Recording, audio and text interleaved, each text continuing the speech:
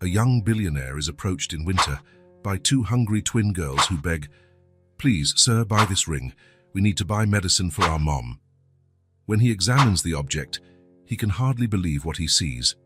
Snowflakes danced under the streetlights, creating a silent ballet on the deserted streets of Manhattan. Michael Anderson adjusted his cashmere scarf against the biting wind, his footsteps echoing on the snow-covered sidewalk. For a man who ran a tech empire worth billions, these nighttime walks were his only moment of peace, a connection to the young dreamer he once was, before the money, before the success, before all the choices that brought him here. The watch on his wrist read 9:47 p.m. The temperature had dropped sharply earlier that evening, emptying the usually busy streets of the Upper East Side. Michael relished this silence, so rare in a city that never slept. It was in these moments that he let his mask slip. Not the relentless CEO of Anderson Tech, not the billionaire on the covers of business magazines, just Michael, 35 years old, bearing the regrets he carried. That was when he heard it. A low sob, almost lost in the howl of the wind. Michael stopped, his senses sharpened by the quiet night. The sound came again, this time accompanied by a childish murmur. "Do you think he'll help us, Em? He has to help, Emmy. Mom needs—" Turning toward the voices, Michael felt his heart skip a beat. There, partially hidden in the shadows of a service entrance, stood two girls.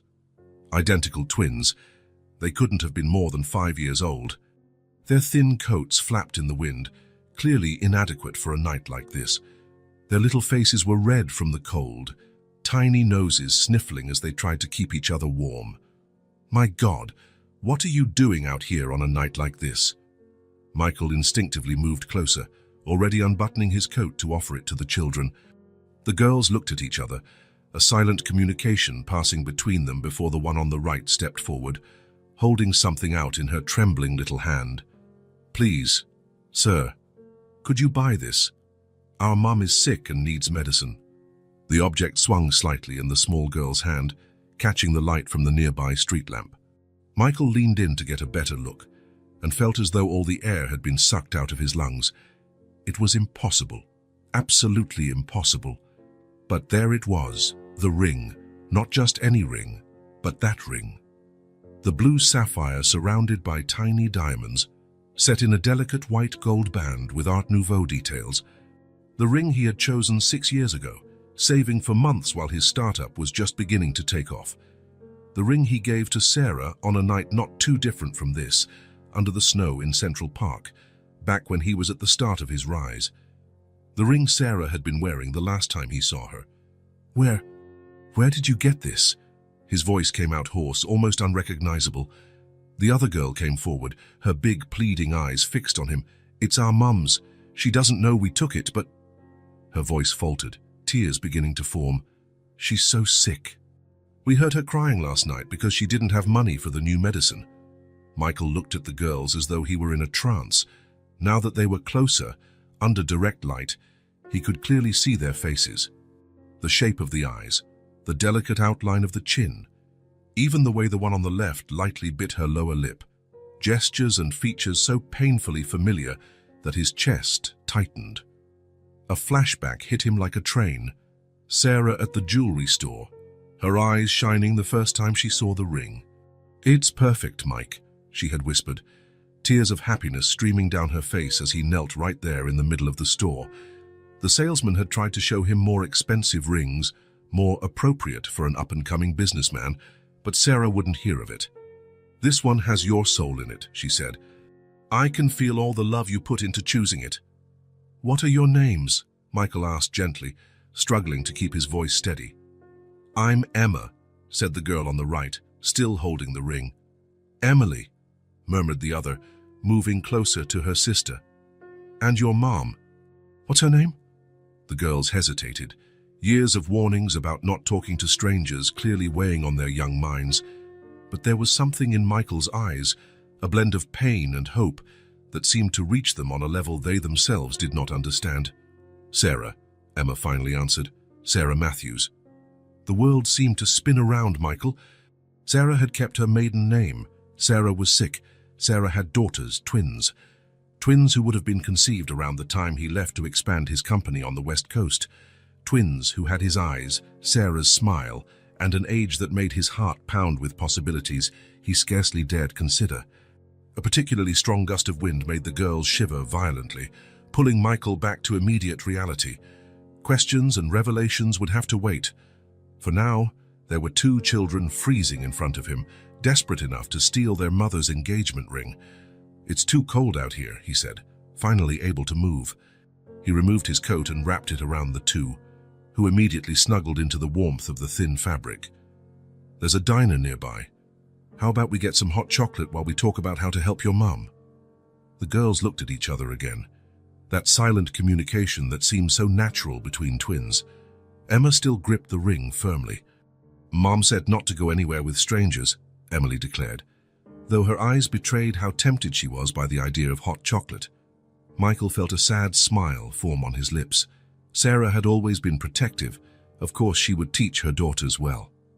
"You're absolutely right. How about this? The diner is right over there. We can see it from here." He pointed to the cozy lights of the establishment on the corner. "It has big glass windows, and everyone can see inside. I promise we'll just talk about how to help your mom, nothing else." Another moment of silent communication between the twins. Finally, Emma extended the ring again. "Are you going to buy it?" Michael looked at the jewel that once represented all his hopes and dreams. "Yes," he replied softly, "I'll buy it, and I'll make sure your mom gets all the medicine she needs." The girls smiled, identical and radiant, making Michael's heart ache with how familiar it felt. As he gently guided them toward the diner, keeping a respectful distance yet close enough to shield them from the wind, his mind raced with the implications of that night.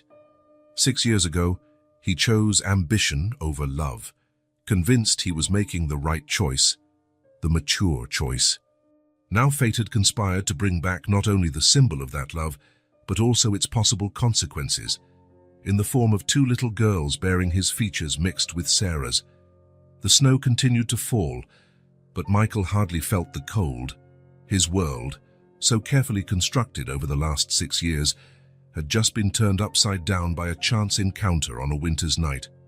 And as he watched the twins approach the illuminated diner, he knew his life would never be the same. Tony's diner was one of those places seemingly frozen in time, with red leather booths and gleaming chrome panels. The aroma of freshly brewed coffee and waffles mingled with the welcoming warmth that enveloped Michael and the twins as soon as they entered, leaving Manhattan's icy night behind. "You can choose where you want to sit," Michael said gently, watching the girls, still bundled in his expensive coat, look around in wonder. Emma and Emily picked a table by the window, where they could see the snowflakes dancing under the streetlights. A waitress, an older woman with graying hair and a kind smile, approached with menus. "3 hot chocolates, please," Michael ordered before they even sat down. "And could you bring some waffles with strawberries and whipped cream?" He glanced at the twins, who nodded enthusiastically. While they waited, Michael couldn't take his eyes off the girls. Emma had Sarah's determined manner, the way she lifted her chin when she spoke. Emily, though quieter, shared with her sister that penetrating gaze that seemed to see through people, exactly the way Sarah did. Memory hit him like a wave. 6.5 years ago, Columbia University Library. "You're taking up my favorite table." Michael looked up from his programming books, meeting the most intense gaze he'd ever seen. The girl in front of him held a stack of literature books against her chest, her brown hair in a messy bun, a few strands escaping to frame her face. "Sorry, I didn't see your name on it," he replied, a playful grin tugging at his lips. "Very funny." She rolled her eyes at me, but a smile threatened to appear. "I've been sitting here for 2 years. It's the only spot with the perfect lighting to read Austen. Well, I've been programming for," he checked his battered watch, 14 hours straight, "so I think I've earned rights to this table today." She raised an eyebrow, letting the smile finally appear. 14 hours? That explains your zombie look. "Hey! Some of us have to work hard to keep our scholarships." Something in his tone must have sounded more bitter than he intended, because her smile softened. Without asking, she pulled out the chair across from him and sat down. "Sarah Matthews," she introduced herself, extending her hand. "Michael Anderson," he replied, noting how his rough hand from odd jobs contrasted with her delicate one. "So, Michael Anderson, how about we share the table? You can keep being a programming zombie, and I'll read my Austen. Everyone wins." That was how it began. "Present. Are you okay, sir?" Emily's voice brought him back. The waitress had arrived with the hot chocolates and waffles, and the twins were watching him curiously. "I'm fine," he smiled, sliding the plates toward them. "Go ahead and eat." While the twins devoured the waffles with the hearty appetite of their age, Michael plunged back into his memories.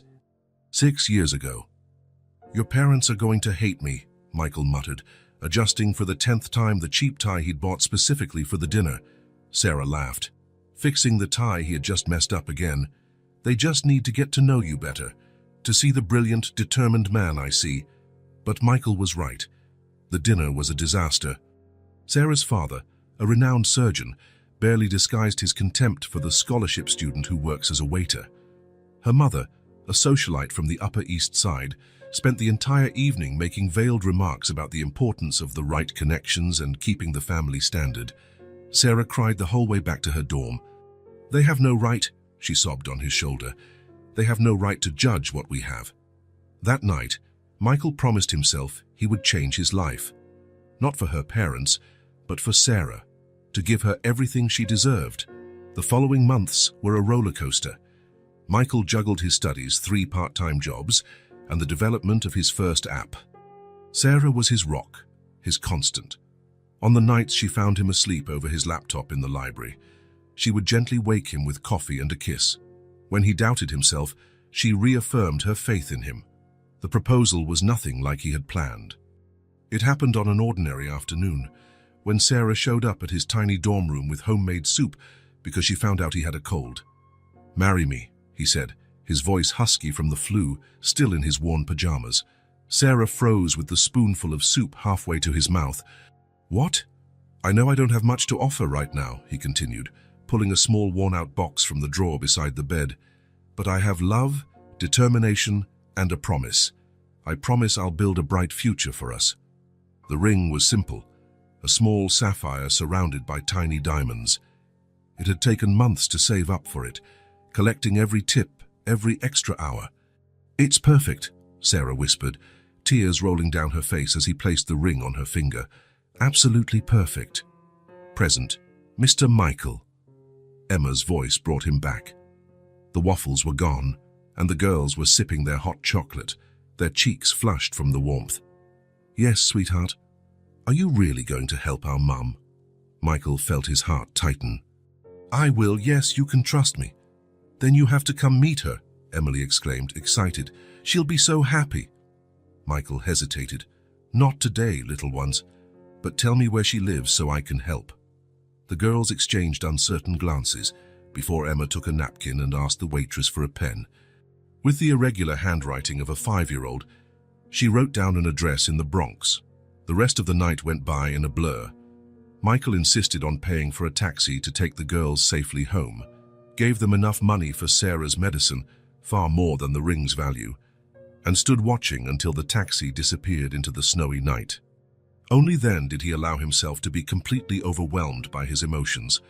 6 years ago, it's the opportunity of a lifetime, Sarah. Michael paced back and forth in his tiny apartment, waving the email in his hands. The investors loved the app. They want me to go to San Francisco immediately to start developing the company. Sarah sat on the only chair in the apartment, the engagement ring shining on her hand. For how long? 6 months, maybe a year at most. He knelt in front of her, taking her hands. After that, we can truly start our life together. No worries about money, no more hiding from your parents. A year is a long time, Mike. It'll fly by, you'll see, and on weekends I'll come back to see you, I promise. But they both knew it was a hard promise to keep. The startup would require total dedication. Sarah tried to smile, but her eyes were brimming with tears. "You have to go," she finally said. "It's your dream." The goodbye at the airport was bittersweet. Sarah kissed him as if trying to memorize every detail, the sapphire ring sparkling under the fluorescent lights. "I love you," she whispered. Go out there and conquer the world. It was the last time he saw her. Present in his penthouse apartment, Michael grabbed his phone and dialed a number he rarely used. "James, it's Michael Anderson. I need your services." "Yes, it's urgent. I need you to find out everything about Sarah Matthews, last known address in the Bronx." He gave James the address Emma had written. "I want to know everything. Financial situation, medical condition, history of the last 6 years. And James, be discreet." Hanging up, Michael walked to the glass wall of his apartment. Down below, Manhattan continued its eternal dance of lights and shadows, the snow now falling more softly. In his hands, the sapphire ring caught the city lights, each facet telling a different story, of young love and ambitious dreams, of hard choices and deep regrets, and now, of two little girls with eyes too familiar to be a coincidence. That night, Michael Anderson, the billionaire, the tech titan, the man who had everything, couldn't sleep. His world had been turned upside down by a chance encounter on a snowy night, and the implications both terrified and thrilled him in equal measure. Somewhere in the Bronx, two little girls raced home with money for their mother's medicine, and Michael knew his life would never be the same. The past he had tried to leave behind was about to catch up with him, and this time, he wouldn't run. The snow kept falling over New York, covering the city with a white mantle of possibilities and second chances. The door of the small apartment in the Bronx creaked open, and Emma and Emily burst in, their faces lit up with a joy Sarah hadn't seen in weeks. "Mom! Mom! We did it!" they shouted in unison, jumping excitedly. Sarah stood up from the worn couch where she was grading school papers, her pale face marked by the chronic fatigue of the past few months. "What did you do, my little ones?" Emma took an envelope from the pocket of her thin coat and held it out proudly. "Money for your medicine, Mom." Sarah's heart skipped a beat. How did you get that?" The twins exchanged looks, that silent communication they always seemed to share. Emily bit her lip, a gesture Sarah recognized as a sign of nervousness. We sold that pretty ring you kept in the drawer," Emma finally confessed. Color drained from Sarah's face. Her hand instinctively flew to her neck, where she used to wear the ring on a chain when the girls were babies. "The sapphire ring. You sold—" "Sorry, Mom," Emily whispered, tears starting to form in her eyes. "But you were crying last night because of the medicine, and we wanted to help." "To whom?" Sarah asked, her voice trembling. "Who did you sell the ring to?" The girls looked at each other again. "A really nice man," Emma answered. "He wore a fancy coat and bought us hot chocolate." "You went with a stranger?" Sarah's voice was thick with panic. "No, Mom. He was really nice," Emily protested. "We stayed in a diner with big windows where everyone could see us. And he gave us a lot of money, more than we needed for the medicine." Sarah sank onto the couch, her legs too weak to hold her. That ring was her last connection to... She shook her head, pushing away the memories. What was his name? The twins frowned, thinking hard. "We don't remember," Emma admitted. "But he had kind eyes, Mom. Like ours." Sarah felt her heart tighten at those words, but before she could ask more, a familiar dizziness washed over her. She closed her eyes, taking deep breaths, trying to steady her irregular heartbeat. On the other side of the city, at the same moment, Michael was in his office at the top of Anderson Tech when James Cooper arrived, carrying a thick folder. The private investigator, a middle-aged man with keen eyes, looked more serious than usual. "I have the information you requested about Sarah Matthews," he said without preamble, placing the folder on the glass and mahogany desk. Michael took a deep breath, bracing himself. "Tell me." "It's not good," James began, opening the folder. "Sarah Matthews, 34 years old, elementary school teacher. Works at 2 different schools to support her twin daughters, Emma and Emily, age 5.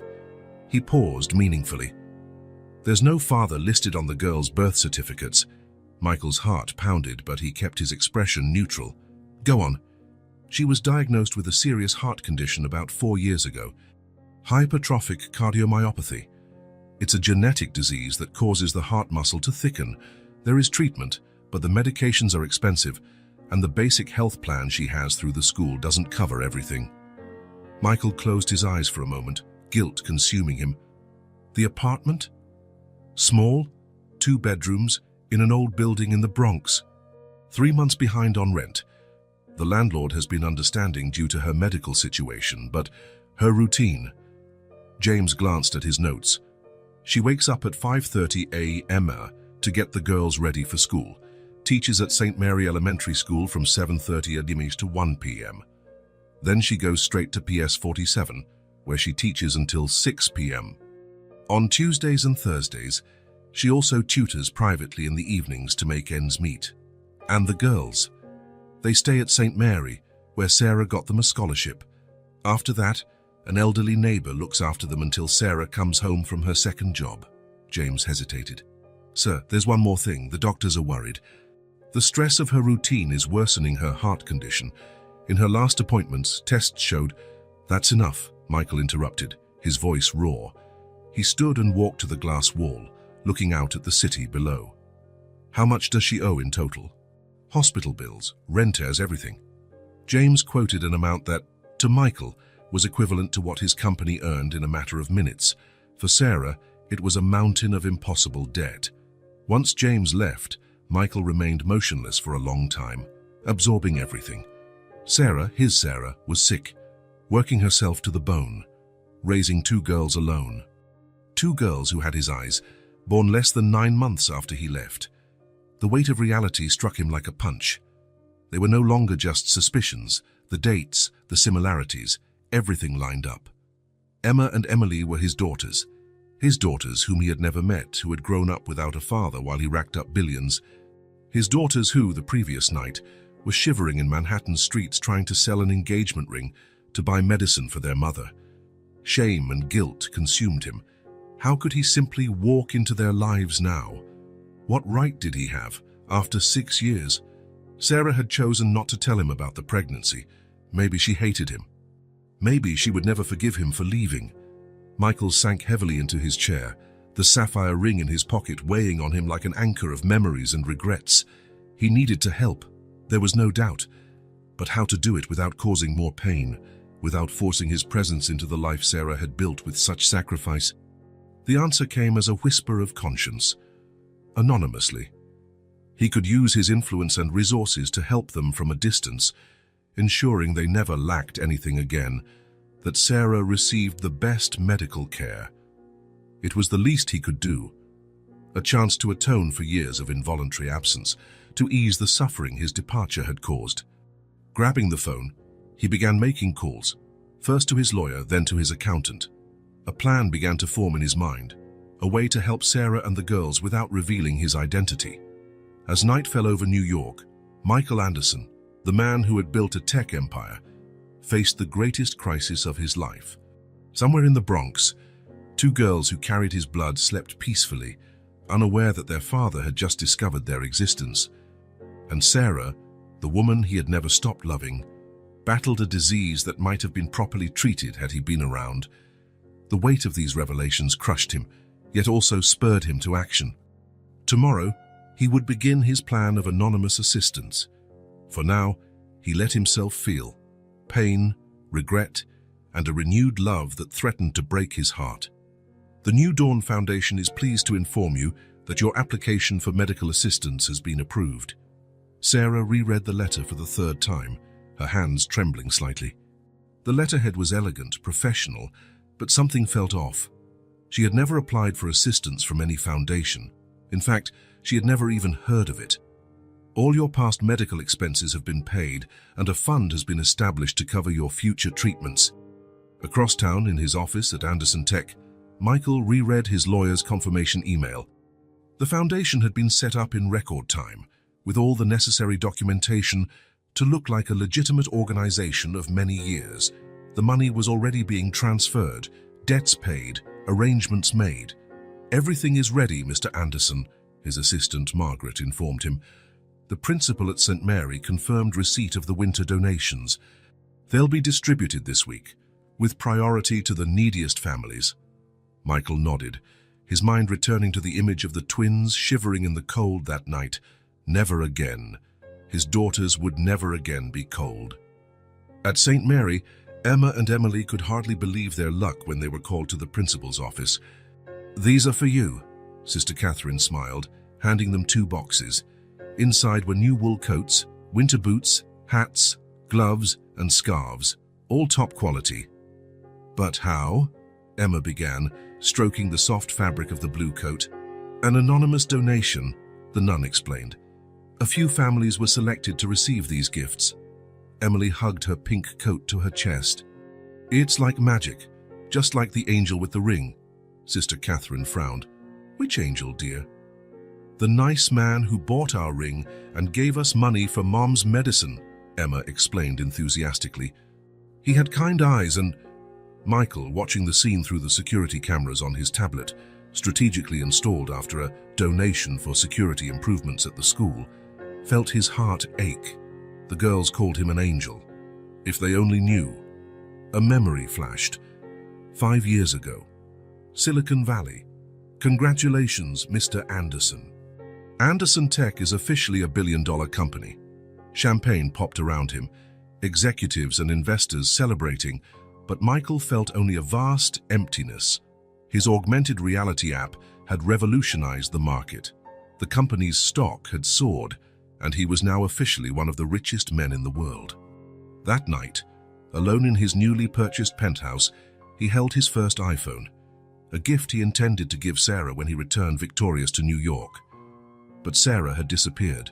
Her emails went unanswered, her old number didn't exist anymore, and her parents refused to give any information. If only he'd known she was pregnant. Present, his phone's ring brought him back to reality. It was the secretary from PS 47, the second school where Sarah taught. "Mr. Anderson, the school supplies just arrived. They're really impressive. Make sure every student gets their kit," he instructed, especially those in Ms. Matthews's classes. In the weeks that followed, the plan unfolded like a carefully choreographed dance. Sarah regularly received letters from the New Dawn Foundation about her treatment.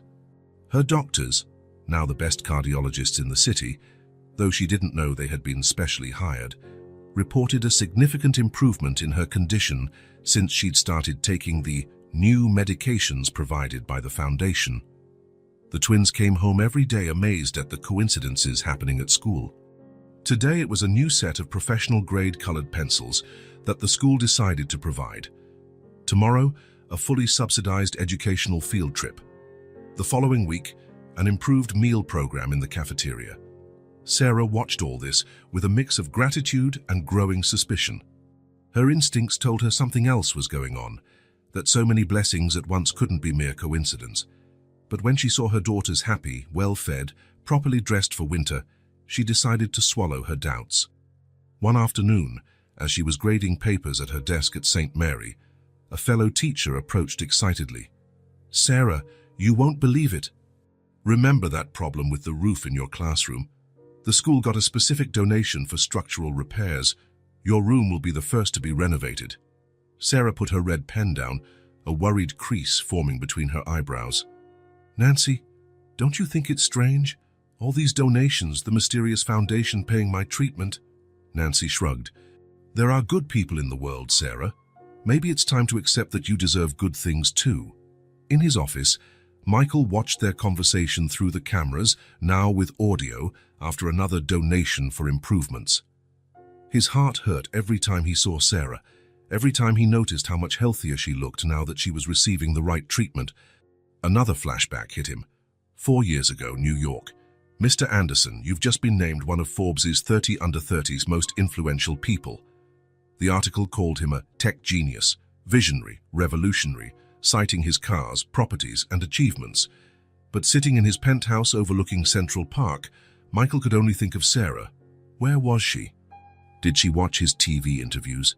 Was she proud of him, or did she hate him for leaving? If only he'd known about the twins. Present. The intercom on his desk buzzed. "Mr. Anderson, your lawyer is on line 3, Michael answered, still watching Sarah through the cameras. "The monthly transfers to the foundation's account are automated," the lawyer informed him. "And we arranged that private clinic spot you requested, in case her condition worsens." "Great," Michael hesitated. "And the apartment?" The landlord received a generous offer for the entire building. Once the sale is finalized, the new management will conveniently not raise her rent for the coming years. Michael hung up, satisfied. Every detail had been planned, every need anticipated. It was the least he could do, even from a distance. On his tablet, he watched Emma and Emily running across the schoolyard in their colorful new coats, laughing carefree as 5-year-olds should. Sarah crossed the yard, her face no longer pale and sickly, as if the direct link to her improved medication gave her more energy. She stopped to watch her daughters play, a gentle smile on her lips. Michael touched the screen softly, as if he could reach her through the glass. How much longer could he keep his distance? How long until the urge to hug his daughters, to explain everything to Sarah, became too strong to resist? For now, he would have to settle for this, being an invisible guardian angel, ensuring that his family, because that's what they were, even if they didn't know it, never went without again. That night, in his lonely penthouse, Michael held the sapphire ring against the light, the same ring 2 brave little girls had tried to sell to save their mother, the same ring that, years ago, symbolized a future he threw away for ambition. Now, that ring represented a second chance. Not today, not tomorrow, but one day, when the time was right, he would find the courage to reveal the truth. Until then, he would continue his silent vigil, protecting from afar the 3 most important people in his life. Across town, in the small Bronx apartment, Sarah fell asleep with her daughters nestled against her, one on each side. The girls wore new, warm pajamas, gifts from the school. On the table, the latest letter from the New Dawn Foundation waited to be opened. In her dreams, Sarah returned to that night 6 years ago, when she decided not to tell Michael about her pregnancy. If only she had known then what she knew now, but the past was the past. The present, with all its mysterious blessings, was what mattered. And somewhere, invisible yet always present, a guardian angel watched over them. An SUV pulled up discreetly a block away from St. Mary Elementary School. Michael adjusted his sunglasses, observing through the tinted glass as Sarah got off the bus, her 2 little colorful butterflies, Emma in blue, Emily in pink, skipping beside her. "Have a good day, my loves," he heard her say through the audio system he'd had installed strategically. Sarah knelt down, adjusting their hats, her face reflecting that unconditional love he remembered so well. "Behave, all right?" "Yes, Mom," the twins chorused, hugging her before running inside. Sarah watched until they disappeared, and only then did she let her shoulders slump, the mask of strength giving way to evident fatigue. She checked her watch. She had exactly 20 minutes to cross town to her second school. Michael watched her limp slightly toward the bus stop. The medical report on his desk had mentioned that her heart condition sometimes caused swelling in her legs. She should be resting, not running from one job to another. Inside the school, through cameras that now provided full coverage of the building, Michael kept track of his daughters. Emma sat in the front row, always raising her hand to answer questions, just like he'd been in school. Emily, quieter, doodled in the margins of her notebook between notes, her sketches showing surprising artistic talent. "Exactly like her mother," he murmured, recalling the drawings Sarah made in the margins of her literature books. 6 years ago. "You have to stop drawing in my programming books," he complained, but he was smiling. Sarah only shrugged, continuing to transform flowcharts into elaborate works of art. "I'm making your studying more interesting. Look, this while loop just turned into a carousel. Present." The sound of laughter brought Michael back. On the playground, Emma was organizing a group of children for an elaborate game that seemed to involve princesses and dragons. Emily, slightly apart, was comforting a classmate who had fallen down. "They're born leaders," Margaret commented, handing Michael more reports on the girls' activities. "Emma has your natural charisma, sir, and Emily has her mother's heart," Michael finished softly. At 47, Sarah was trying to stay awake during her last class of the day. Through the cameras, Michael could see how she occasionally placed a hand on her chest, taking deep breaths. The new medication was helping, but stress and exhaustion still took their toll. "Ms. Matthews?" Another teacher entered the room after the students left. "The principal wants to see you." Michael turned up the audio, his heart beating faster. Had Sarah discovered something? "Sarah," the principal began as soon as she walked in, "have you looked into this New Dawn Foundation?" "I tried," Sarah said, sitting down tiredly. "But it's like chasing a ghost. The website is professional, the paperwork is impeccable, but there's something odd. It's like it appeared out of nowhere, especially to—" "Help you?" Sarah nodded, biting her lower lip. That gesture Michael knew so well, now mirrored by Emily. "And it's not just the foundation," she continued. "It's all these donations at the schools, always benefiting my classes, my daughters. The renovations, the supplies, even that new lunch program." Michael made a mental note to make the donations less obvious, more widespread. Sarah had always been too perceptive. That night, after checking through the security cameras that Sarah and the girls had arrived home safely, Michael allowed himself a moment of weakness. He opened the drawer of his desk, taking out an envelope. They were photos of the twins he had printed from the recordings. Emma giving a class presentation, her eyes shining with the same intensity as in old photos of his younger self. Emily comforting friends, with that gentle smile that was an exact copy of Sarah's, his daughters. His precious little daughters, whom he watched through lenses and screens when he should be there, hugging them, helping with homework, telling bedtime stories. The intercom buzzed. "Mr. Anderson, the board is waiting for the video conference." Michael put the photos away, straightened his tie, and opened his laptop. Within minutes, he was discussing multi-billion-dollar mergers and acquisitions with executives worldwide. But his mind was in a small apartment in the Bronx, where two little girls were probably doing their homework while their mom graded a pile of school papers. Later that night, his driver dropped him off near Sarah's building. From inside the car, he watched the lights on the third floor. Shadows moved behind the curtains, the girls likely getting ready for bed. A memory hit him. 6 years ago. "When we have kids," Sarah said, snuggled in his arms on a study night, "I want them to have your eyes. And your smile," he replied, kissing her forehead. "And your brilliant brain. And your gentle heart. Present." The lights in the apartment went off one by one. Michael remained there, sitting in the dark, wrestling with the overwhelming desire to climb those stairs, knock on that door, and finally hug his daughters. But what right did he have? Sarah had chosen not to tell him about the pregnancy.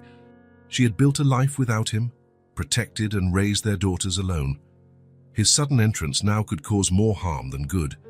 Even so, with each passing day, it became harder to keep his distance. Every smile on the recordings, every moment of Sarah's weariness, every tiny discovery about the girls' personalities and talents, everything pulled at him like an invisible magnet. "Home, sir?" his driver asked after nearly an hour. Michael nodded reluctantly. Tomorrow would be another day of silent observation, of distant protection, of withheld love. Another day pretending his heart didn't reside in that simple Bronx building with the 3 most important people in his life. In his pocket, the sapphire ring seemed to burn, constantly reminding him of past choices and future possibilities. For now, he would continue his quiet vigil, ensuring his family had everything they needed, even from afar. But how much longer could he remain only an observer of his own life? It all started with a cough. Emily got it first, during recess on a particularly cold afternoon. The next day, Emma also showed symptoms. Within 48 hours, the twins were burning up with fever. 239 degrees, Sarah murmured, looking worriedly at the thermometer. Emma's forehead was far too warm under her hand. In the bed next to her, Emily coughed incessantly, her little face reddened by the effort. "Mom," Emma called in a weak voice, "you can't miss work because of us." Sarah swallowed the lump in her throat. Her 5-year-old daughter's already worried about things children shouldn't have to think about. "Don't worry about that, my loves. Now close your eyes and try to rest." Across the city, Michael watched the scene through cameras he had installed, a security system donated to the building. His heart clenched with every cough, every time Sarah checked their temperatures with trembling hands. "Margaret," he called his assistant over the intercom, "get in touch with Dr. Jensen, tell him I need a house call urgently. Address in the Bronx. But sir, Dr. Jensen is a celebrity pediatrician. He doesn't do house calls. Offer whatever it takes. 2 hours later, a knock on Sarah's door made her heart jump. Through the cameras, Michael saw her open it, confused to find one of New York's most renowned pediatricians. Ms. Matthews, I received a notification from the hospital about your daughters, part of our new home care program. Sarah frowned. She hadn't contacted any hospital, but before she could question him, Emily had another particularly harsh coughing fit, and that quickly took precedence. The doctor examined the girls thoroughly. Influenza A, he diagnosed, already separating samples of medication he'd brought along. And by the sound of that cough, it's starting to develop into bronchitis. Doctor, Sarah hesitated. I can't possibly... Everything's already covered by the program, Ms. Matthews, including follow-up visits I'll make in the coming days. In his office, Michael watched everything, mentally noting each detail of the prescribed treatment, but his main concern now was Sarah. Even through the cameras, he could see how pale she was, how her breathing seemed more labored than usual. The next morning, Sarah tried to get ready for work, but her legs barely supported her. Mom, don't go, Emma pleaded, her voice raspy. You're not well. I'm fine, sweetheart, just a little tired. But you're breathing funny, Emily observed between coughs. Sarah ignored the growing pain in her chest. She couldn't afford to be sick. Not now. She'd already missed 2 days taking care of the girls, and even with the free medicine from the mysterious hospital program, the bills kept coming. Watching her, Michael felt torn apart. Sarah was clearly on the verge of collapse, but too stubborn to admit it. The girls, even while ill, could sense how dire things were. Mr. Anderson. Margaret entered his office with a worried expression.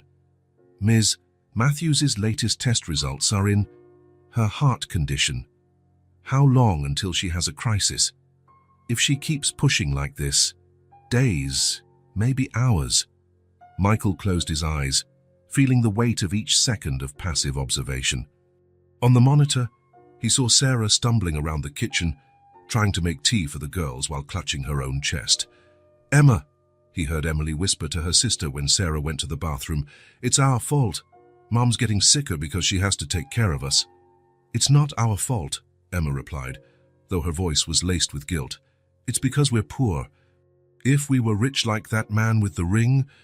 Michael felt his heart break. His daughters, feverish and ill, blaming themselves for the family's precarious situation. Sarah fighting a severe heart condition while working herself to the bone. And he, with all his billions, just watching through screens. In the afternoon, things worsened. The girls' fevers spiked again, and Sarah could barely stand. When she went to get more water for them, she staggered, dropping the glass, which shattered on the floor. Mom! The twins cried in unison, trying to get out of their beds. Stay in bed, Sarah ordered weakly, leaning against the wall. Her vision blurred, and the pain in her chest had turned into unbearable pressure. In his office, Michael was already standing, grabbing his coat. Margaret, cancel all my appointments and call an ambulance for the address in the Bronx, now. Sir, what are you going to do? Michael paused at the door, the sapphire ring feeling heavier than ever in his pocket. No more watching from a distance. They're my family, and they need me. In the Bronx apartment, Sarah slid down the wall to the floor, her breathing becoming more labored by the second. The twins, though sick, struggled to get out of bed to reach her. Mom, Emma cried out. Emily, we have to call for help. How? Emily sobbed. We don't have a phone and the neighbor's out of town. Sarah tried to tell them she'd be fine, but no words came. The edges of her vision darkened. Her last coherent thought was a silent prayer for someone, somewhere, to care for her girls. Somewhere in the city, an ambulance switched on its siren, racing against time, and a black SUV sped through Manhattan toward the Bronx, its driver gripping the wheel so tightly his knuckles were white. The time for silent observation was over. It was time for Michael Anderson to finally face his past, his decisions, and, more importantly, his family. The Bronx building had never seemed so intimidating. Michael ran up the stairs with his heart hammering in his chest, each step a test of courage. The terrified screams of the twins echoed down the hallway, guiding him to apartment 302. He didn't need to knock. The door was ajar, and the sight that met him froze his blood. Sarah lying on the floor near the kitchen, the twins and still sick, trying to reach her from their beds. "Mom!" Emma shouted, her voice raw from the flu. "Please, wake up!" Emily sobbed. Michael acted on instinct. In 3 strides, he was at Sarah's side, checking her vital signs. Her skin was cold and clammy, her breathing shallow. "Emily, stay in bed," he ordered, his voice firm but gentle. "I've already called an ambulance. Everything will be okay." That was when Sarah groaned softly, her eyes fluttering open. For a moment, she looked disoriented. Then her gaze focused on the face above her, and the world seemed to stop. "Me? Michael?" The word came out as a broken whisper, carrying 6 years' worth of unspoken emotions. Sarah's eyes, already clouded by pain, filled with tears. "It can't be. You can't." "Mom!" the twins exclaimed in unison. "It's the ring man!" Sarah tried to get up abruptly, but her legs buckled. Michael caught her before she fell again. "Don't touch me!" she tried to shout, but her voice was weak. "You have no right." "After all this time." "Sarah, please," Michael pleaded, still supporting her. "You need to stay calm. Your heart—" "How do you know?" Her eyes widened with sudden comprehension. "The anonymous donations, the doctor, the medication. It was you." The distant sound of sirens filled the tense silence that followed. Sarah tried to pull away from Michael's arms, but another spasm of pain seized her. "Mom!" Emily cried, again trying to get out of bed. "Stay in bed, girls," Michael ordered gently. "Your mom needs to rest until the ambulance arrives." "Why are you here?" Sarah asked, her voice choked with emotion. "Why now?" "Because our daughters came looking for me one snowy night, trying to sell the ring I gave you." Sarah's face grew even paler. "You know that they're my daughters?" "Yes, Sarah."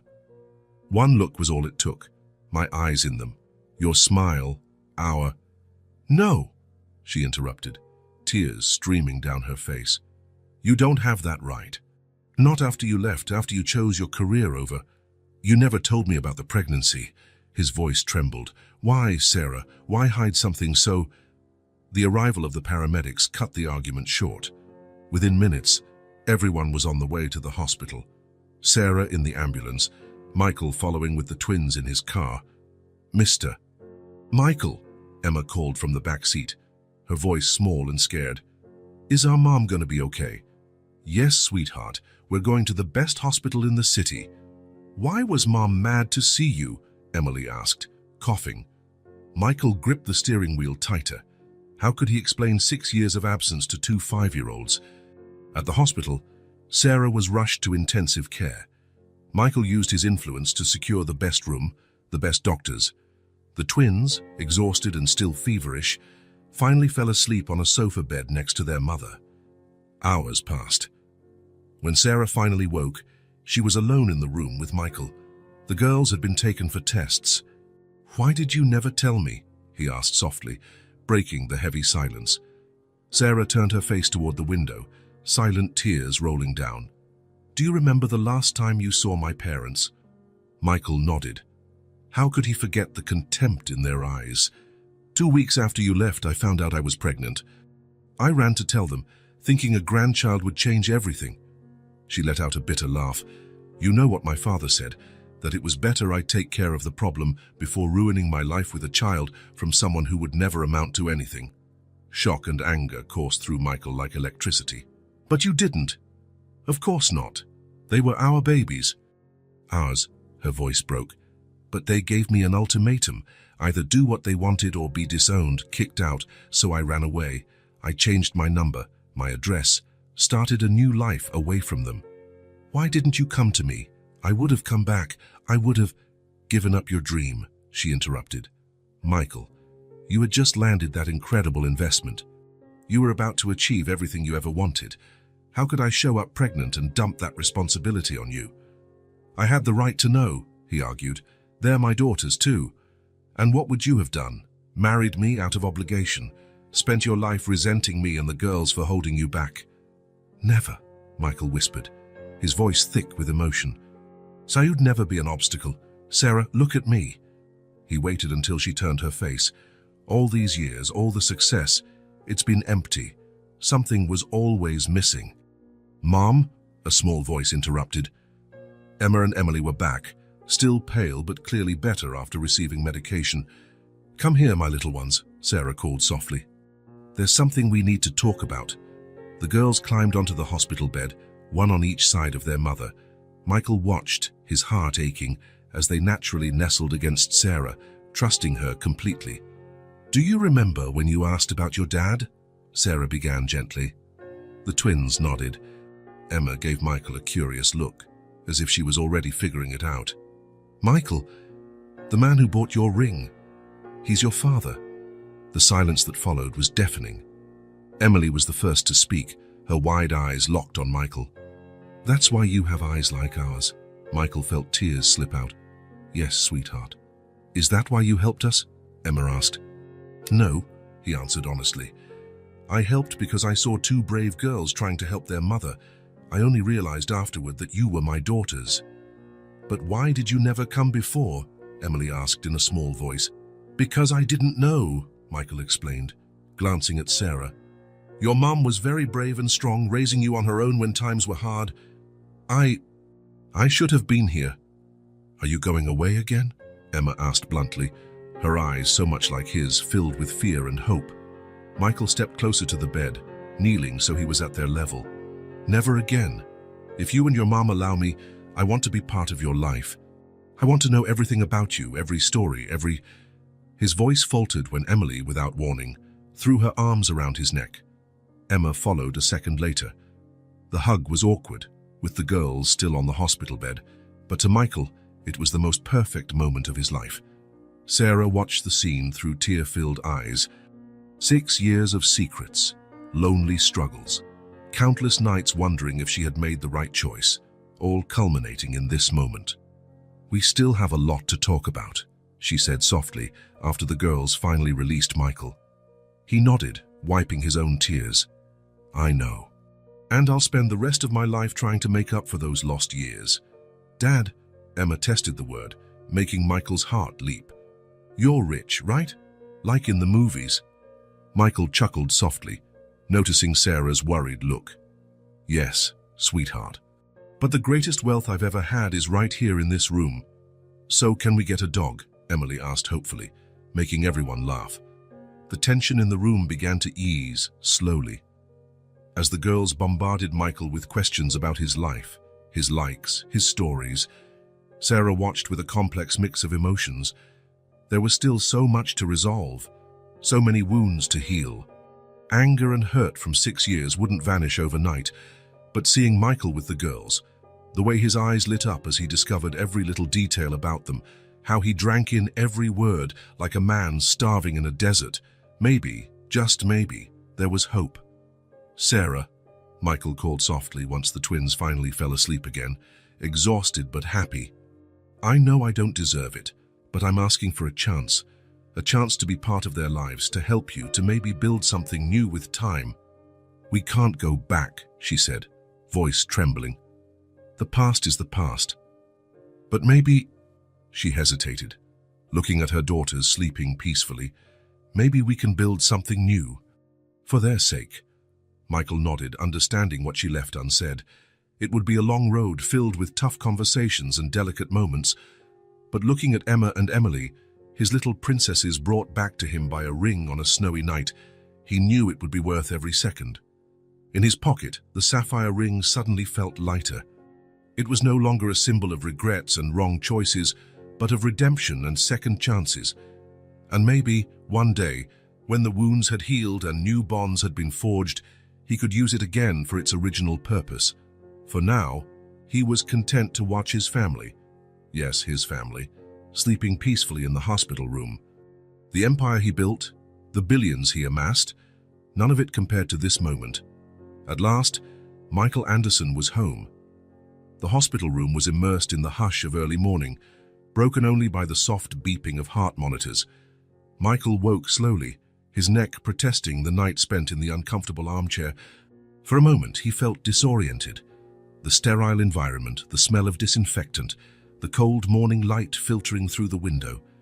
Then his eyes landed on Sarah in the hospital bed, and the reality of the last few days hit him hard. He was a father. The word echoed in his mind like a mantra, impossible to fully grasp. A father. Of twins. Of two extraordinary girls who, by some miracle of fate, had found him on a snowy night with a ring that would change all their lives. His thoughts were interrupted by a gentle stirring from the bed.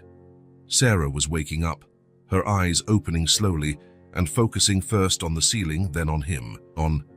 For a moment, her expression was confused, then came recognition, and finally an emotion Michael couldn't fully decipher. "The girls?" she asked, her voice still husky from sleep. "They're home with Nurse Angela," he replied gently. "They slept well, according to the last text I got." Sarah nodded, carefully adjusting herself in bed. The silence that followed was heavy with unspoken words, unasked questions, 6 years of stories untold. "They started walking at 10 months, Sarah broke the silence suddenly, surprising Michael. "Emma was first, always the more adventurous. 3 days later, Emily followed, not because she was ready, but because she couldn't stand seeing her sister doing something she couldn't." Michael leaned forward in the chair, drinking in every word like a parched man. "Tell me more, please." The request came out more vulnerable than he intended, but it worked. Maybe it was the timing, maybe it was the neutral hospital setting, or maybe Sarah was just tired of carrying all these memories alone. She began to speak, and the stories flowed like a river long dammed up. Their first tooth. God, that was quite an adventure. Emily's came in first on a rainy Tuesday. She was so proud, showing that tiny tooth to everyone. Emma was absolutely outraged.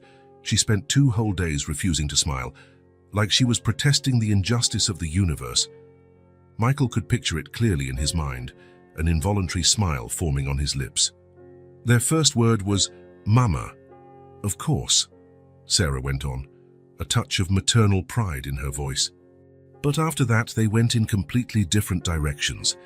Emma began babbling non-stop, making sounds only she understood, like she had her own language. Emily, on the other hand, she just observed everything quietly, taking in the world around her. When she finally spoke, it was always something surprisingly thoughtful for such a tiny child. "What are they like at school?" Michael asked, hungry for more details. "Emma is our little scientist, asking a million questions and wanting to know how everything works. The other day, she took apart the alarm clock just to see what was inside."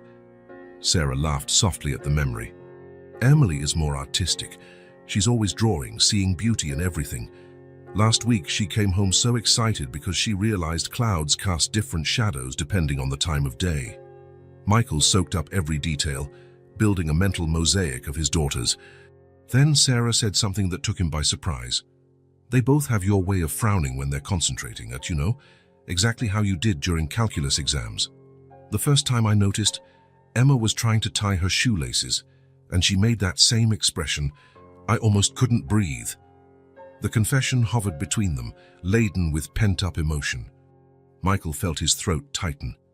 "Why did you never—" he began, but was interrupted by a knock at the door. It was Nurse Angela with the twins, already dressed for school in neatly pressed uniforms, though their eyes were still heavy with sleep. "Mom!" they exclaimed in unison, rushing to the bed. Then, almost as an afterthought but with no less enthusiasm, "Dad!" The word was still new, experimental on their little tongues, but to Michael it was music. His heart swelled in his chest in a way he had never felt before. "Good morning, my princesses," he smiled, noticing how Emma still sniffled a bit and Emily suppressed a small cough. "I think we'll need to skip school today. What do you think?" Their faces lit up instantly, but Sarah intervened. "Michael, they can't just miss school like that. Just for today," he pleaded, and there was something in his eyes, a silent plea for a few more moments with the daughters he had just found. That made Sarah hesitate, then relent. All right, she sighed. But only today. The day that followed felt like a strange, wonderful dream, filled with small discoveries and big revelations. Michael learned that Emma adored dinosaurs, especially the velociraptor because it was small but really smart, and that Emily could spend hours talking about different shades of sunset. Yesterday it was more orange, but the day before it had some pink shades too. During lunch, ordered from a nearby restaurant known for its homemade food, the questions began. It was as if the girls, realizing they were allowed to be curious, couldn't hold back their thirst to learn more about this father they had only just discovered. "What's your favorite color?" Emma asked between bites of pasta. "Blue," Michael answered promptly, "like the sky on a clear day." "Just like me," Emily exclaimed happily. "Mum, did you know Dad likes blue too?" Sarah only smiled, but Michael noticed how her eyes softened a bit at the girl's excitement. "Do you have a pet?" Emma asked next. "No, but I've always wanted a dog." "We do too," the twins answered in unison, exchanging meaningful looks that made Michael laugh. "Dad," Emma started, her voice taking on a more serious tone that was almost comical coming from a 5-year-old, "why are you so rich?"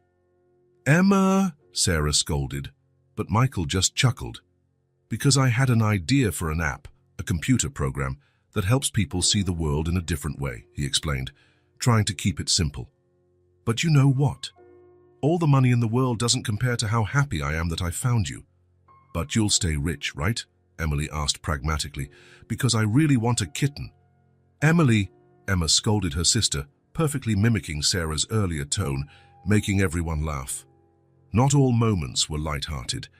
Throughout the day, Michael began to notice subtle patterns in the girls' behavior, how they occasionally glanced at the door as if afraid he might disappear at any moment, how they approached him physically with caution, testing boundaries, checking if he would push them away. Sarah noticed too. Every time she saw those small signs of insecurity in the twins, a shadow passed over her eyes. Michael knew they had to talk, set boundaries, define expectations. But for now, he focused on being present, on absorbing every moment. In the afternoon, Emma decided she needed to show him all the drawings she had done at school. Luckily, Sarah always carried a folder of the girls' work in her bag. Michael examined each piece of art with genuine attention, asking questions, praising details, memorizing every stroke as if they were priceless treasures. Emily, quieter but equally eager for attention, sat next to him, explaining the story behind each of her sister's drawings, adding her own commentary, and occasionally mentioning how she would have done it differently. It was during one of these explanations that Michael noticed. Emily tilted her head slightly to the side when she was thinking, exactly the way Sarah used to. The gesture was so familiar, so precious in its simplicity, that he felt his eyes fill with tears. When evening came and the girls needed to go home, there was a tense moment. Emma clung to his leg, initially refusing to let go. "Will you be here tomorrow?" she asked, her voice small and uncertain. "I will," Michael promised, kneeling down to look her in the eye. "And the day after tomorrow too, and every day after that I'll never disappear from your life again." Emily, who had been watching silently, came closer then. "Promise?" "I promise," he replied solemnly, holding out his pinky finger for a pinky swear, something he'd learned was very serious in the world of 5-year-olds. After the girls left with Nurse Angela, the room felt heavy with silence. It was time for the conversation they'd avoided all day. "How are we going to do this, Michael?" Sarah finally asked, her voice exhausted yet firm. "You have your life, your company." "I'm moving back to New York," he answered without hesitation. "I've already given instructions to prepare the main office here. The company can be run from anywhere and—" "No!" Sarah cut him off more sharply than she intended. "You can't just reorganize your whole life like that, suddenly." "Why not?" Michael came closer to the bed, his voice fervent. "For my daughters, for you. Sarah, look at me. 6 years ago, I chose ambition over our love. It was the biggest mistake of my life, and only now do I truly see how huge that mistake was. I won't make it again." "It's not that simple." "No, it's not," he agreed, sitting on the edge of the bed and in a bold gesture, taking her hand. When she didn't pull away, he continued, "But it doesn't have to be as complicated as we're making it. I'm not asking us to go back to what we were. I'm just asking for a chance to be the father of our daughters, to help you, maybe, in time, to rebuild something new." The weeks that followed were a delicate dance of boundaries and discoveries. Michael rented an apartment in the same neighborhood, large enough for the girls to have their own room when they visited, but not so flashy as to create a stark contrast with the life they were used to. He established a routine of taking the girls to school in the morning, turning each car ride into an opportunity to get to know them better. It was fascinating how each day brought a new discovery. Emma was definitely a morning person, waking up brimming with energy and plans for the day. Emily, on the other hand, needed at least 20 minutes and a cup of hot chocolate to function properly. And then the teacher said my science project was the best in the class. Emma chattered one morning, practically bouncing in the back seat. "I did a whole experiment about why plants need sunlight. But my drawing won the school contest," Emily added sleepily, not wanting to be left out. "I drew our family." That last statement made Michael nearly lose control of the car. Our family. The concept still felt surreal to him. At night, they set up a routine of video calls to help with homework. It was impressive how Emma had inherited his ease with numbers, while Emily could spend hours drawing, exactly how Sarah used to doodle on the margins of books during their university days. Their first outings were lessons in patience and discovery. One Sunday at the zoo revealed that Emily had a deep fear of snakes. "They have no legs, Dad. How is that normal?" While Emma was fascinated by penguins. "Did you know they can swim up to 25 miles per hour?" Sarah initially resisted these family activities, but seeing the genuine happiness of the girls gradually wore down her hesitation. "They need this," she admitted one afternoon in the park, watching Michael push the twins on the swings. "They need a father. They need memories like these." But not everything went smoothly. The first time Michael had to set a boundary was a significant test for all of them. "But Dad, just one chocolate," Emma begged before dinner, using her best puppy dog eyes. "Your mum already set the rules about sweets before meals." He remained firm, even though her gaze nearly melted his heart. "We have to respect them." It was a tense moment, his first real experience with parental discipline. To his surprise, Sarah backed him up. "You heard your dad, Emma." Emma. Rules are rules no matter who set them. It was a decisive moment that Sarah observed carefully from the kitchen. For the first time, she saw Michael truly acting as a father, not just trying to be the fun friend who made up for lost time with gifts and indulgences. Something shifted inside her at that moment, a tiny crack in the wall of protection she'd built up over the years. The twins also had their moments of confusion and insecurity. During one of the weekly family dinners they had begun hosting, Emily surprised everyone with a question. "If you're our dad, why don't you live with us like Lisa's dad lives with her?" The silence that fell over the table was thick enough to cut with a knife. Sarah set her utensils aside, carefully thinking through her answer. "Sometimes, sweetheart, parents can love their children very much even if they live in different houses," she explained with a gentleness that surprised Michael.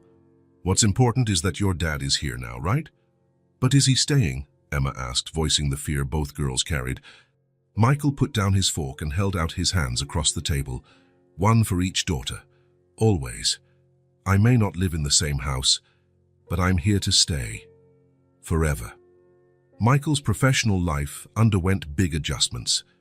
Video conferences were often interrupted by calls from the girls' school.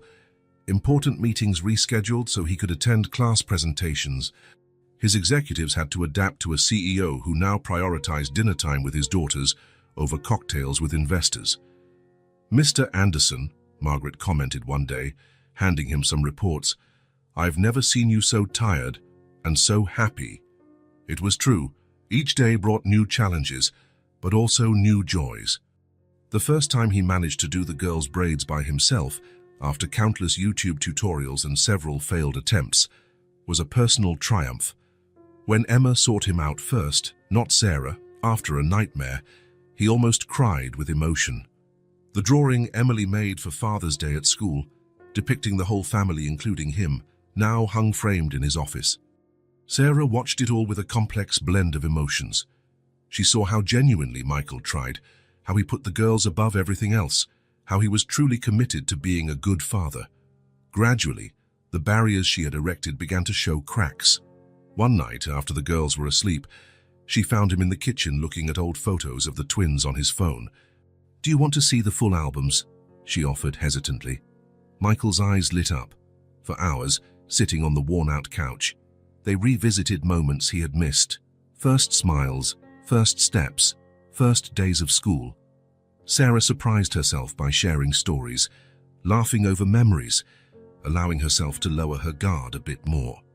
"Thank you," he said softly when they were done, late into the night. "For what?" "For being so strong, for raising them so well, for giving me this chance now." Sarah didn't answer, but something in her eyes softened. Over the following months, a new normal began to take shape. Michael learned every quirk of his daughters. How Emma needed her favorite socks to sleep. How Emily would only eat carrots if they were cut into star shapes. How both had different ways of asking for a hug when they were sad. The girls thrived on the shared attention, realizing they didn't need to compete for any parent's love. Sarah, seeing Michael's consistent effort, started involving him more in decisions about the girls, from school choices to medical issues. It wasn't perfect. There were hard days, moments of doubt, small conflicts over boundaries and responsibilities. Sometimes Michael found himself mourning lost years, wondering how life might have been if he'd known about the pregnancy. Sometimes Sarah struggled with memories of the past, fears about the future. But there was also laughter at breakfast, spontaneous hugs, small daily victories that made it all worthwhile, like when Emma won the science fair with a project on apps, clearly inspired by her dad, or when Emily painted a family portrait that was displayed in the school hallway. One afternoon, watching the girls play in the new bedroom he had furnished in his apartment, Emma with her little scientist kit, Emily drawing on a professional easel, Michael realized something crucial. He was no longer just making up for lost time. He was, at last, simply being a father. And perhaps that, more than anything else, was the real miracle of the snowy night that had changed all their lives. Spring arrived in New York, bringing renewal. Sarah, after months of proper treatment, finally saw significant improvements in her health. Her medical checkups now brought good news, and she could climb the stairs of her building without difficulty. "Your tests look excellent, Mr. Matthews," the cardiologist smiled. "Keep this up and we'll soon be able to reduce your medication." The twins also blossomed, fully recovered from the flu that had stricken them months before. Emma resumed her top spot in science, while Emily surprised everyone with a regional art award. The discovery that would change everything happened one spring Saturday afternoon. Sarah had decided to do a bit of spring cleaning, and Michael was helping, mainly because the girls insisted on showing off their treasures they'd stored away. "Dad, look!" Emma exclaimed, pulling out a box decorated with stars. "Our baby photos." But it was Emily who found the crucial item, digging deeper into the closet. "Mom, what's in this box?" Sarah froze when she saw the old metal box in her daughter's hands. Emma, always curious, had already opened it. "They're letters. Letters I wrote to your dad," Sarah admitted softly. "Over the years, I never mailed them." After sending the girls to play in their room, Sarah opened the box. Dozens of letters, organized chronologically, told the story of the lost years. The first, written on the night Michael left. "Dear Michael, you left today. I should have told you about my suspicion of pregnancy, but your eyes shone so brightly talking about the startup. I took the test as soon as I got home. Positive. I'm carrying a part of you and you're thousands of miles away, chasing your destiny. How can I tell you now? How can I possibly interfere with your dreams? Love, Sarah." The letter about discovering the twins. "Mike, to their twins, 2 little lives we created. My parents found out. It was as terrible as I imagined. Dad demanded I take care of it. I ran away.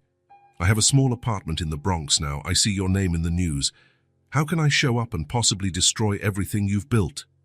Sarah. Their birth. "Dear Michael, our daughters were born today. Emma came first, announcing her arrival to the world. Emily followed soon after, silent but alert. They're perfect. Emma has your eyes, Emily your smile. I promised them they'd never lack for love, even if you don't know they exist. Sarah. The passing years. Mike. Papa. They said that first word today. How do I explain their dad is the man on the cover of Forbes? That he didn't abandon us, he just doesn't know we exist. I turn on the TV to see your interviews. You seem different now, more mature, but when you smile, I still see that boy in the library, scribbling code on napkins. Sarah. Discovering her illness. Dear Michael, the doctor says I need to slow down. My heart isn't well. But how? Our daughters need to eat, need a decent life. Emma is brilliant at science, it's in her blood. Emily has a rare gift for art. I still keep the ring, the girls asked about it. How to explain it represents unrealized dreams. Sarah. The last letter, written weeks before the snowy encounter. Michael, 5 years. Sometimes I can't believe how much time has passed. I saw you on the news. Anderson Tech is growing more and more. Did I make the right choice? Protecting you or being selfish? My health is getting worse. The meds are too expensive. The girls notice, no matter how hard I try to hide it. Maybe one day they'll find you on their own. Maybe then you'll know about them. I hope you can forgive me. With eternal love, Sarah. Michael finished reading with tears in his eyes. Late afternoon silence enveloped the room. Why are you showing me this now? He asked softly. Because you deserve to know everything, every thought, every fear, every moment lost. Sarah took a shaky breath. And because maybe it's time to stop being afraid. Michael sat beside her, holding her trembling hands. You protected our daughters the best way you knew. It hurts to have missed so much. But I understand. You've always been the stronger one. I don't feel strong, she whispered. I'm tired of building walls, of keeping distance. A knock on the door interrupted the moment. Sarah wasn't expecting anyone. Michael answered it and froze. An elegant couple stood in the hallway. Dr. Matthews and his wife, Sarah's parents. Where is my daughter? Doctor, Matthews demanded, his voice trembling. Sarah appeared, stunned. Mum, Dad, how? We found out about your illness, Mrs. Matthews cut in. Why didn't you come to us? Mom, is someone here? Emma and Emily peeked down the hallway. The silence that followed was deafening. Mrs. Matthews covered her mouth, tears welling up. Are they our granddaughters? They look so much like... Dr. Matthews began. Me, Michael completed firmly. They're my daughters too. Sarah pulled the girls protectively into her arms. Emma, Emily, these are your grandparents. Why didn't you ever come before? Emma asked innocently. The question hit the couple like a blow. Dr. Matthews suddenly looked older. May we come in? We have a lot to discuss.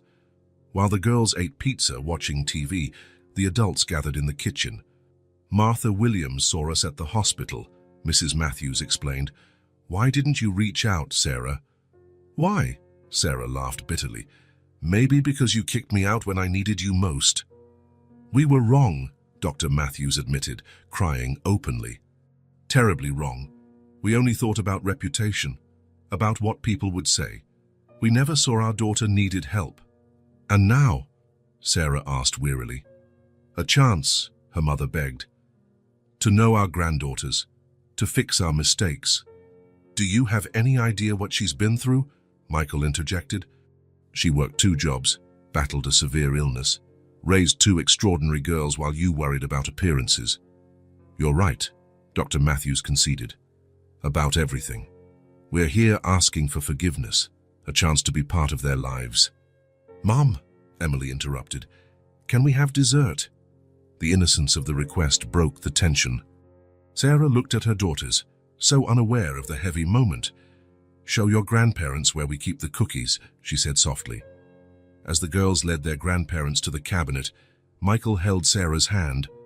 We don't need to decide everything now. We can take it slow, see how the girls feel.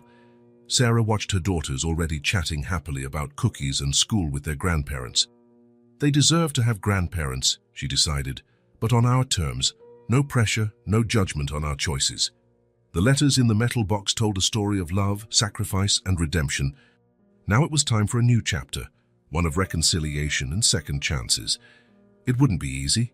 There were many wounds to heal, a lot of trust to rebuild, but seeing her daughters smile with their grandparents, Sarah allowed herself a glimmer of hope.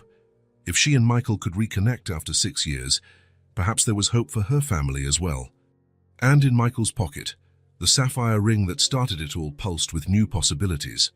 Summer arrived in New York, bringing with it not only heat, but also subtle, profound changes for the family fate had so unexpectedly reunited. The small Bronx apartment, once a solitary refuge for Sarah and the twins, now buzzed with a different energy on weekends. On one particularly pleasant Sunday morning, Michael watched from the kitchen as Dr. Matthews, with almost comical seriousness, tried to learn the rules of a board game Emma had invented. The rules seemed to change every 5 minutes, much to the grandfather's confusion, but he persisted with surprising patience.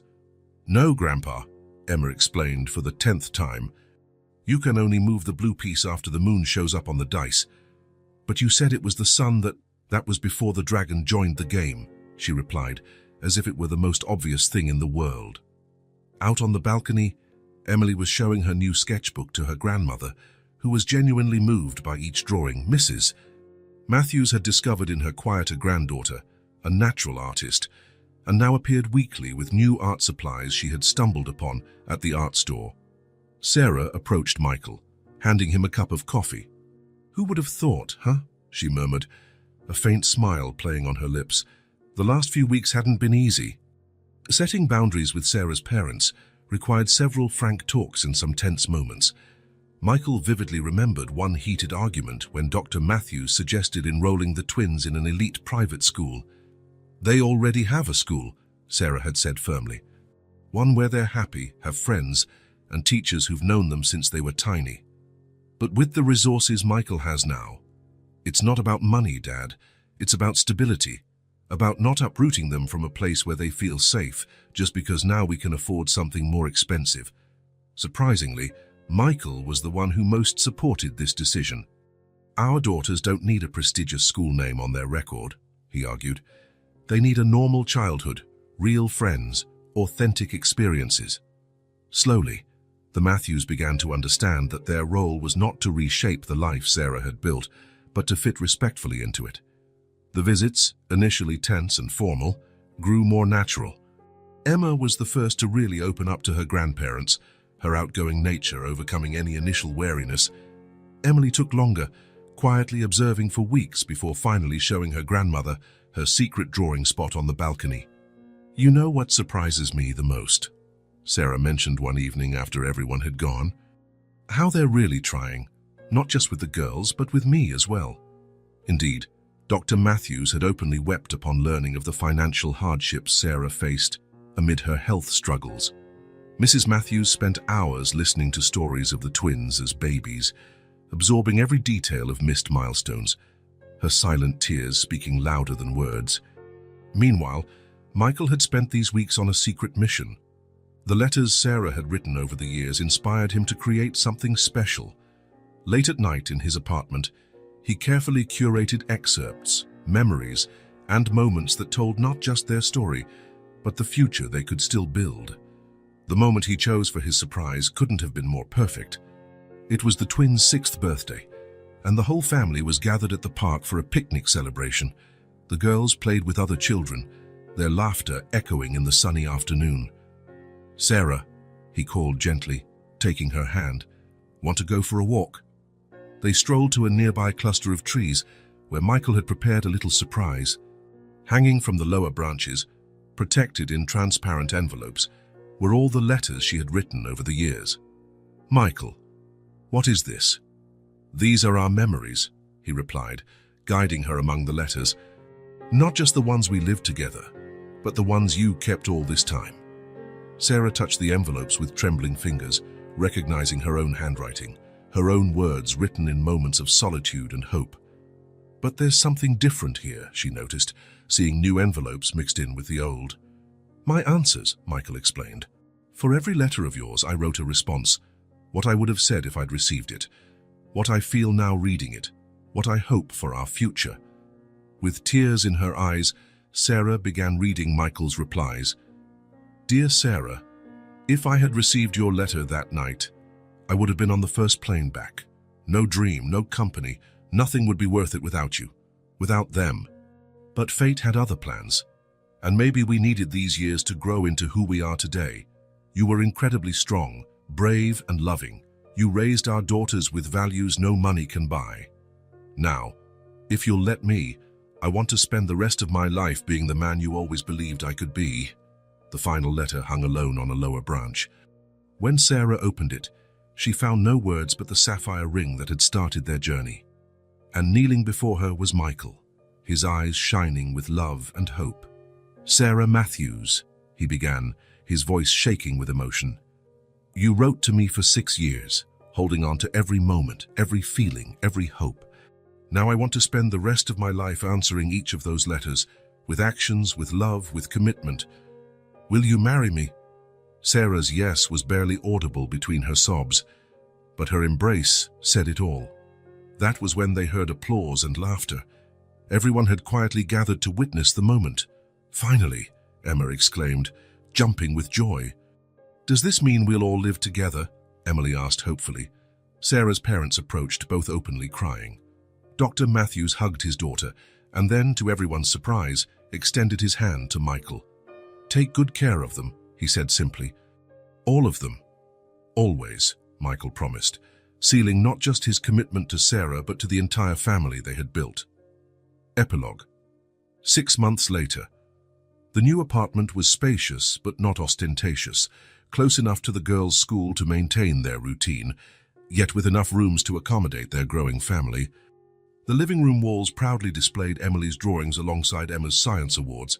Sarah, fully recovered and now working at just one school by choice, coordinated an art project with Emily, while Emma and Michael pored over a science experiment at the kitchen table. The sapphire ring shone on her finger, now accompanied by a wedding band. It was no longer a symbol of interrupted dreams, but rather of an extraordinary journey of love, forgiveness, and redemption. The Matthews visited regularly for dinner, bringing not only gifts for their granddaughters, but also stories of Sarah's childhood, memories that slowly rebuilt the bridges pride had once burned. Michael balanced his business and family life masterfully, transforming an entire floor of Anderson Tech into a model daycare for employees, inspired, of course, by his own experiences.